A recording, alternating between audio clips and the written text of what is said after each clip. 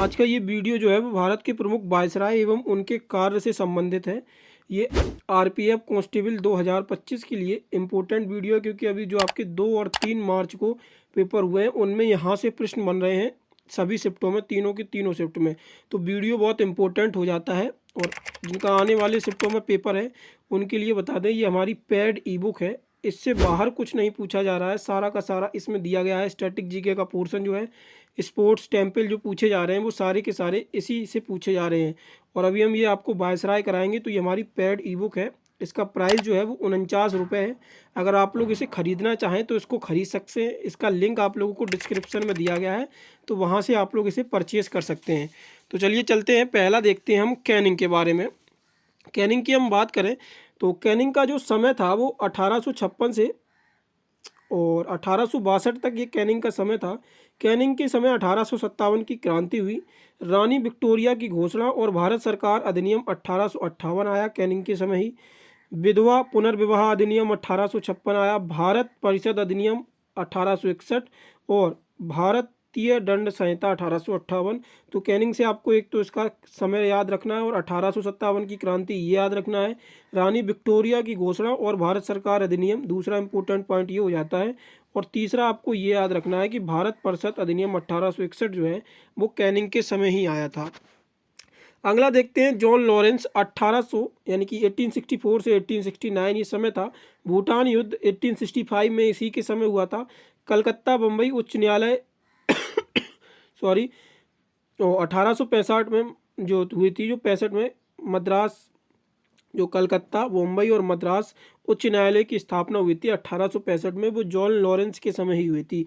अकाल आयोग का गठन किया गया था जॉन लॉरेंस के समय। अगला नाम आता है मेयो। मेयो इम्पोर्टेंट हो जाता है 1869 से 1872 तक। और 1871 में भारत की प्रमुख जनगणना इसने कराई थी, लॉर्ड मेयो ने। कृषि और वाणिज्य विभाग की स्थापना की थी। भारत में सांख्यिकी सर्वेक्षण की स्थापना की थी। तो समय याद रखना है 1869 से 1872 और 1871 में ये भारत की प्रमुख जनगणना इसने कराई थी। इसके बाद इसके कुछ और कार्य आ जाते हैं। लेटिन को देखते हैं, तो लेटिन इम्पोर्टेंट आता है क्योंकि इसी के समय जो है वो रॉयल टाइटल अधिनियम 1876 आया था और इसका समय जो था वो 1876 से 1880 था। Vernacular press act Lord Latin के समय ही आया था। इम्पोर्टेंट पॉइंट, सशस्त्र अधिनियम। और दूसरा अफगान युद्ध जो है वो 1878 से जो 1880 तक चला, वो लेटिन के समय ही हुआ था। 1878 में पहली बार अकाल आयोग का जो गठन किया गया था वो लेटिन के समय ही अकाल आयोग का गठन किया गया था। इसके बाद आता है रिपिन का। रिपिन का नाम आता है पहली जनगणना नियमित रूप से जनगणना कराने के लिए माना जाता है। तो 1881 में इसने पहली बार नियमित रूप से जनगणना कराई। और रिपिन का जो समय था वो 1880 से 1884 तक इसका समय काल था। 1882 में स्थानीय स्वशासन हंटर आयोग इसी के समय आया था। और एल्बर्ट बिल विवाद, तो देख लीजिए रिपिन बहुत इंपॉर्टेंट हो जाता है क्योंकि भारत पहली नियमित जनगणना इसने कराई, स्थानीय स्वशासन की स्थापना, हंटर आयोग, एल्बर्ट बिल विवाद। और रिपिन को भारत के उदारक की संज्ञा दी जाती है। अगला आता है डरफिन। डरफिन के समय भारत बर्मा युद्ध हुआ था 1885 से 1880 और भारतीय राष्ट्रीय कांग्रेस की स्थापना 1885 में जो हुई वो डफरिन के समय ही हुई थी। ये भी आपको याद रखना है। आगे देखते हैं हम लैंसडाउन को। तो लैंसडाउन का जो समय था वो 1888 से 1894 तक था। डूरंड आयोग की स्थापना और भारत अब पाकिस्तान और अफगानिस्तान के बीच डूरंग रेखा निर्माण। तो जो भारत और पाकिस्तान के बीच जो और अफगानिस्तान के बीच जो रेखा है वो डूरंड नाम से जानी जाती है, तो वो लैंड साउंड की ही देन थी। करजन की अगर हम बात करें तो करजन इंपॉर्टेंट हो जाता है भारत में वायसराय के रूप में। तो मोस्ट इंपॉर्टेंट प्रश्न ये आता है यहाँ से। सिंचाई आयोग की स्थापना, पुलिस आयोग की स्थापना इसके द्वारा की गई। विश्वविद्यालय अधिनियम जो है वो करजन के द्वारा ही लाया गया। कलकत्ता में विक्टोरिया हॉल का निर्माण, इंपॉर्टेंट प्रश्न बनता है ये करजन से। इसके बाद भारतीय पुरातत्व विभाग की स्थापना किसके द्वारा, तो करजन के द्वारा भारतीय पुरातत्व विभाग की स्थापना की गई थी 1904 में। बिहार में पूसा में कृषि अनुसंधान की स्थापना 1905 में। जो बंगाल विभाजन हुआ था वो करजन के समय ही हुआ था। मोस्ट इंपोर्टेंट ये बनता है। अगला आता है मिंटो द्वितीय। तो 1905 से 1910 तक जो है वो मिंटो द्वितीय का समय काल था। एंटी विभाजन और स्वदेशी आंदोलन का उद्भव इसी के समय हुआ था। सूरत सत्र और कांग्रेस में विभाजन 1907 में। तो लॉर्ड मिंटो ही द्वितीय थे तब हुआ था, और मार्ले मिंटो सुधार मिंटो द्वितीय के समय ही आया था। इसके बाद आता है आपका अगला नाम जो है हार्डिंगे द्वितीय। तो हार्डिंगे द्वितीय 1910 से 1916 तक इसका समय था। बंगाल के विभाजन को रद्द हार्डिंगे के द्वारा किया गया था, और बंगाल विभाजन हुआ किसके समय था, तो करजन के समय 1911 में ये बंगाल विभाजन को रद्द कर दिया गया था। कलकत्ता से दिल्ली राजधानी स्थानांतरित इसी समय तय किया गया था, लेकिन बनी कब थी, तो 1912 में ये आपकी बनी थी। चेम्सफोर्ड के बारे में अगर हम देखें तो 1916 से 1921 तक ये चेम्सफोर्ड था, और गांधी जी की वापसी जो थी वो चेम्सफोर्ड के समय हुई।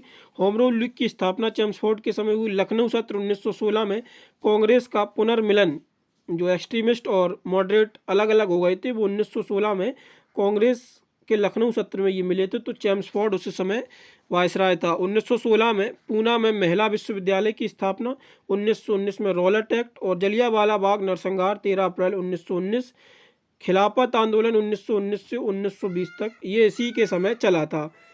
रीडिंग की अगर हम बात करें तो रीडिंग का जो समय था वो 1921 से 1926 तक रीडिंग का समय था।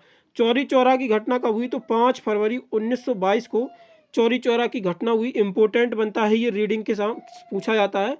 और 1923 में CR दास और मोतीलाल नेहरू ने स्वराज पार्टी का गठन किया था। तो ये रीडिंग के समय हुई, स्वराज पार्टी का गठन किया गया था CR दास और मोतीलाल नेहरू के साथ। इसके बाद राष्ट्रीय स्वयंसेवक संघ की जो RSS है, इसकी स्थापना किसने, BR हेडगवार के द्वारा 1925 में की गई। भारत और इंग्लैंड में एक साथ परीक्षाओं का आयोजन इसी के समय किया गया था। इसके बाद अगला नाम आता है इरविन 1926 से 1931। साइमन कमीशन इरविन के समय ही आया। हरकोट बटलर भारतीय राज्य आयोग इसी के समय 1927 में बनाया गया। नेहरू रिपोर्ट और मुस्लिम लीग हिंदू महासभा आदि अपनी अस्वीकृति इस पे पेश की थी। लाहौर सत्र 1929 का इसी के समय हुआ था, जिसमें पूर्ण स्वराज की घोषणा की गई थी। सबने अवज्ञा आंदोलन और दांडी मार्च का शुभारंभ इसी के समय। पहली गोलमेज सम्मेलन और गांधी इरविन पैक्ट जो है वो इरविन के समय ही हुआ था। अगला आता है वेलिंगटन। तो सांप्रदायिक पंचायत 1932 की घोषणा 1931 से 1936 तक इसका समय था। इसके बाद हम अगला नाम देखते हैं। तो जो हमारा अगला नाम है, और वेलिंगटन के समय एक और काम हुआ था। तो जो गांधी और अंबेडकर के बीच पूना पैक्ट हुआ था वो इन्हीं के समय हुआ था। भारत सरकार अधिनियम 1935 आता है। लिन लिथिंगियो के समय कांग्रेस मंत्रालयों का गठन होता है। दूसरे विश्व युद्ध का आरंभ 1939 में शुरुआत हो जाती है, और कांग्रेस के अध्यक्ष पद से सुभाष चंद्र बोस इस्तीफा दे देते हैं। फॉरवर्ड ब्लॉक का गठन 1939 में इसी के समय होता है। अगस्त प्रस्ताव को कांग्रेस द्वारा अपनी अस्वीकृति दे दी जाती है। क्रिप्स मिशन 1942 इसी के समय आता है। भारत छोड़ो आंदोलन की जो शुरुआत थी महात्मा गांधी के द्वारा वो इसी के समय की जाती है। अगला आता है बेबिल। तो लॉर्ड बेबिल 1944 से 1947 तक इसका समय था। C राजगोपालाचारी द्वारा CR फॉर्मूला दिया गया था। बेबिल योजना और शिमला सम्मेलन 1945 बेबिल के समय ही किया गया था। नौसेना विद्रोह जो था वो 1946 में लॉर्ड बेबिल के समय ही किया गया था। कैबिनेट मिशन आता है 1946 में इसी के समय, और अंतरिम सरकार और सीधी कार्रवाई दिवस इसी के समय मनाया जाता है। सीधी कार्रवाई दिवस जो मोहम्मद अली के जिन्ना ने घोषणा की थी कि सीधी कार्रवाई दिवस हम मनाएंगे, तो ये इसी के समय ये सारी घटनाएं होती। तो ये था आज का आपका जो टॉपिक था, भारत के वायसराय और उनके महत्वपूर्ण कार्य। यहाँ से आपका एक प्रश्न हर शिफ्ट में देखने को मिल रहा है, तो इसीलिए मैंने आपको ये टॉपिक कंप्लीट करा दिया है। और आप लोग अगर PDF को प्राप्त करना चाहते हैं तो आप इस ई-बुक है ये आपकी, इसमें 50+ स्टैटिक GK के और स्पोर्ट्स सेक्शन के इम्पोर्टेंट टॉपिक हमने कवर किए हैं, जिससे कि आपके आने वाले किसी भी एग्जाम्स और RPF के लिए आप लोग इसे परचेज़ कर सकते हैं। लिंक आप लोगों को डिस्क्रिप्शन में मिल जाएगा। बाकी आप लोगों से टेलीग्राम चैनल ज्वाइन करना चाहें तो रिव्यू वगैरह की PDF के लिए और नोट्स के लिए, तो टेलीग्राम चैनल का लिंक आप लोगों को डिस्क्रिप्शन में और कमेंट बॉक्स में पिन है, तो वहां से आप उसको ज्वाइन कर सकते हो। और PDF का भी लिंक आपको डिस्क्रिप्शन में ही दिया गया है, तो वहां से आप इसे खरीद सकते हैं। बाकी वीडियो आप लोगों को पसंद आई हो तो वीडियो को लाइक शेयर करें, और चैनल पर पहली बार है तो सब्सक्राइब करना ना भूलें। धन्यवाद।